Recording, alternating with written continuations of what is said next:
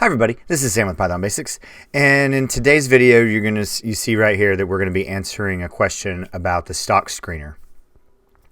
So do I use this API for live market data? You can, I don't, but I will walk you through what you can do and what I've actually started to do is merge these the two APIs together.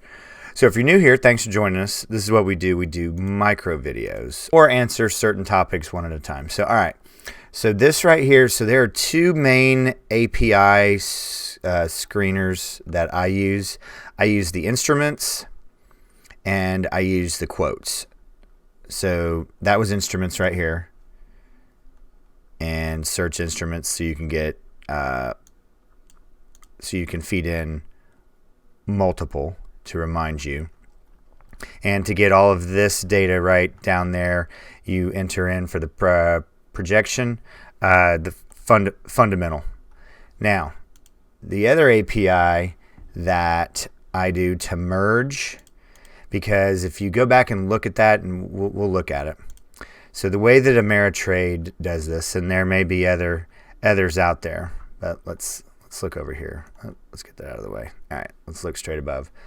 So, so you can also see right here what it returns. So equity, that's just another fancy name for stocks. So it returns the symbol, the bid price, the ask, and I pull from here. And again, I haven't spent much time, but the price. So if you want the price of a share, you need to use the quotes API. And I've actually been asked some questions about some volume. And so you can look at the variation of how that is trading normally. That one is under the one that I did, the original API right here. So under the fundamental, this is under the, I don't know why this hangs up when I scroll, but under the fundamental projection. And you can get the day average volume, the 10-day volume, and 3-month volume. So what I actually do and what I recommend is I would say search all the symbols and then blend them in together with the technique that I showed on the how to merge two data frames on the symbol. And you can then do right or left depending on which one you have. And I recommend the one you have more of, because you don't want to remove data unless that's what you're trying to do.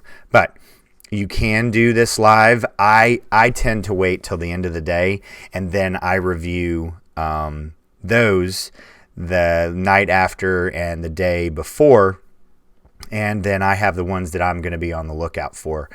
So I tend to not have an emotional decision in the middle of the day. I let some time, I let it breathe, and I have found that I'm more successful that way. But you can run these multiple times a day. So I'm not saying you can't or don't. I'm just speaking for me. So there we go, guys. Hope that answers the question. Tomorrow's video, we're going to be answering another little question that I saw that I thought would be so perfect, and we're going to deep dive into it. But there we go, guys. Please make sure you're jumping down in the Discord down below, giving this video a thumbs up, and making sure you're hitting that subscribe button and notification bell. But as always, guys, thank you so much for watching. Stay tuned, and we'll see you next time. Bye, guys. Hey, guys. Thanks for joining us today. I hope you really enjoyed today's video. And if you haven't, check out this video right here, or this one right down here. And most important, make sure you're hitting this subscribe button and the notification bell. Thanks again for joining us, and we hope to see you next time. Bye, guys.